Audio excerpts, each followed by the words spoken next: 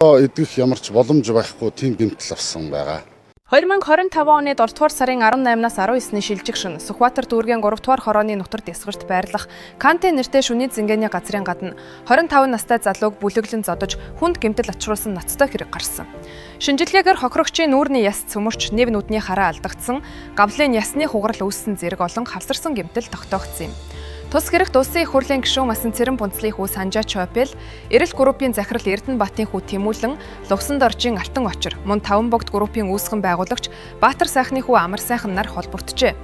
Эрүүгийн хэрэг хянан шийдвэрлэх байгууллагаас тэднийг олон нийтийн амгалан тайван байдлыг алдагдуулсан, хүний биед хүнд гэмтэл санаатай учруулсан гэх үндслээр шалгаж, яллагдагчаар татсан. Урдчилсан байдлаар шалгалтын явцад хэрэг толбогдогчдоос сэтгцэд нөлөөлөх бодис хэрэгсэн эсэх шинжилгээг авсан бөгөөд харин гол хувьцаат компанийн гүйцэтгэх захирал Амар сайхан шинжилгээ өгөхөөс өмнө Монгол улсаас оргон зогцсон юм.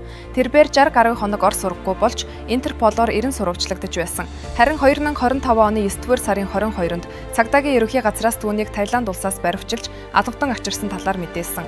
Мөн тухай хэрэгээр шалгагдаж буй Тэмүүлэн, Санжаа Чойпел, Алтан Очир нарыг анх 48 цагийн хугацаатаагаар саатуулж дараа нь прокурорын саналаар 30 хоногийн хугацаагаар цагдан хорсон.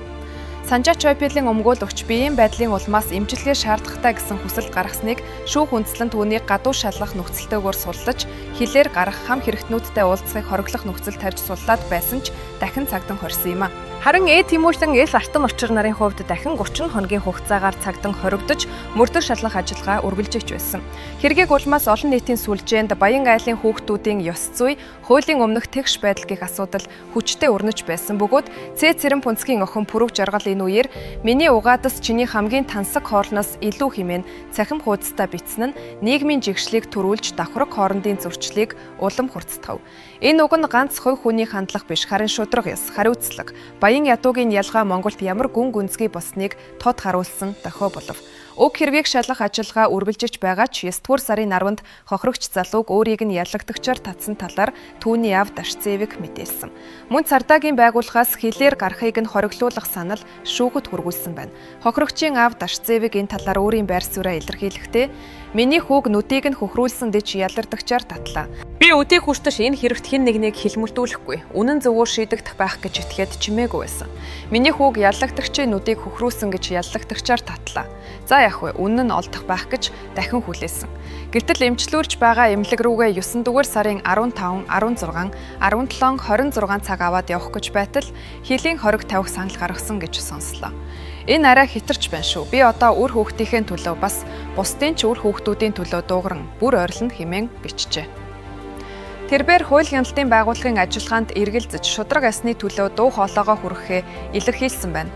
Хэрэг хяналтын байгууллагуудын зүгээс шинэ нөхцөл байдал нотлох баримтад тулгуурлан уг шийдвэрийг гаргасан гэж тайлбарлаж байгаа ч хохирогчийн гэр бүлийнхэн үүнийг шудрах бус нэг талыг барьсан ажиллагаа гэж үзсэн гэв. Түнчлэн Санжаа Чойпелийг 9-р сарын 27-ны өдөр судлах шийдвэр гаргасаж уг хэрэгт холбогдсон 4 этгээд бүгд одоогоор гадуур шалгагдаж байна.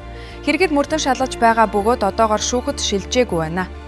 Энэ хэрэг өнөөдрийн хүртэл бүрэн шийдвэрлэгдээгүй, мөрдөн шалгах ажиллагаа удааширч, холбогдох бүх этгээд суллагдаж, гадуур шалгагдаж байгаа нь олон нийтийн жигшил зэвүүцлийг төрүүлээд байгаа юм а. Иргэдийн зүгээс хууль шүүхийн байгууллагч нь үнэхээр эргэтгэж үйлчилдэг үү, эсвэл баячуудын хүүхдүүдэд тусгай хандлага үзүүлж байна уу гэх асуулт өрнөж байна. Хууль бүх хүнд ижил тэгш өөрчлөх ёстой атал нийгмийн анхаарал татсан ийм хэрэгүүд сунжирч ял загших байдал үүсэж байгаа нь шудраг ясны үнхэмжит сэв суулгаж буй хэрэг. Олон нийт уг хэргийг шударгаар эрт тод шийдвэрлэж буруутай этгээдүүдэд хариуцлах тооцоог шаардаж байна.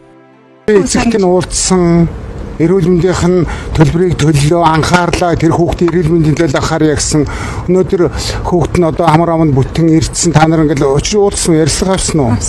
Тийм байж л байгаа шүү дээ. Тэгээд эрүүл мэндийн нэгэнд одоо амар аманда операц хийлгээд ирсэн Солонгос сайн эмнэлэгт хийлгэсэн гэсэн тэр тал дээр нь анхаарья. Таны хүүхд ороод ясны таатай тань хийхгүй юм уу? Яа.